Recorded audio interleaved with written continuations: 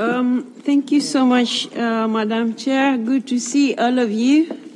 Sorry I came in late. I've just arrived from the airport right now. Ms. Sarah Henricks from UN Women, good to see you again, and thank you for being a great partner of the IPU. And Madam Chair, distinguished participants, ladies and gentlemen, it is my great pleasure to open this parliamentary meeting on the occasion of the Commission on the Status of Women for the first time as the President of the Interparliamentary Union. I am honored.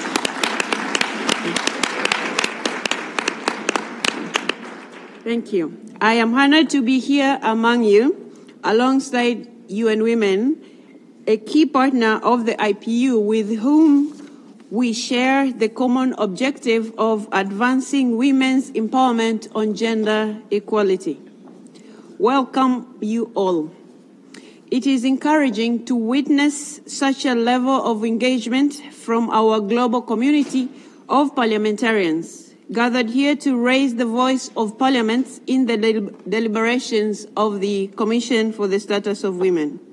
It is only by working together that we can effectively tackle our shared challenges: inequality, violence, and discrimination against women and girls continue to threaten democracy, sustainable development, and peace. Progress achieved across various fronts is being reversed. It is a moral imperative for us to reaffirm our resolve to advance women's rights and ensure equality for all. As parliamentarians, we have the power and duty to incorporate the needs and interests of women and girls in our deliberations and translate them into concrete policy outputs that leave no one behind. Our current debate serves not only as a platform to address common concerns, but also to inspire and to strengthen our commitment. As we convene on this auspicious occasion, we are compelled to confront a persistent and cross-generational injustice that continue to challenge our societies: the vicious cycle of poverty, particularly its disproportionate impact on women and girls.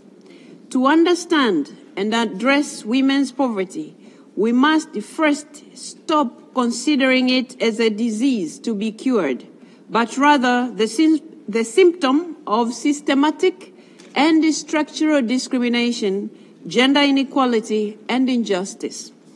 We know well now that women are more likely to live in poverty. They are often deprived of accessing quality education, healthcare, social protection, and economic opportunities. Other intersecting forms of discrimination on the basis of race, ethnicity, socioeconomic status, geographic location, and disability add disadvantages that lead to an even harder escape from the cycle of poverty. Dear colleagues, in a woman's world, time runs faster, responsibilities grow larger, and work is paid less, if at all. Women often find themselves mentally and physically depleted, if not abused. They are often trapped in unpaid caregiving responsibilities, largely normalized by patriarchal norms that deny the financial means to make their own choices. It is therefore no surprise that women are found to perform, on average, 2.8 more hours of unpaid care and domestic work per day. This disparity is not just unjust, it is also economically unsustainable and morally indefensible. Moving forward, and if our goal is to reach our 2030 targets on time, we must ensure that poverty is addressed as a human rights issue and that its gender dimensions are addressed through rights-affirming laws and policies and gender-responsive budgets. But to bring about the change we want to see, we must first begin by transforming our parliaments. We must transform our institutions into gender-sensitive parliaments so that we are more representative, better adapted, and more efficient. Dear friends, first, we must ensure parity between men and women in Parliament, making it the norm. Thank you. Making it the norm rather than the exception. IPU's latest data on women in Parliament shows that progress remains much too slow. Only 26.9% of the parliamentarians today are women. There is a mere 0.4 percentage point increase in a year. As a year ago, only 6 countries have parity or higher percentage of women in their lower or single chamber. Beyond setting a 50-50 target, we need to apply measures that work in this direction sooner rather than later. Quotas and family-friendly policies are key measures to ensure true equality in Parliament.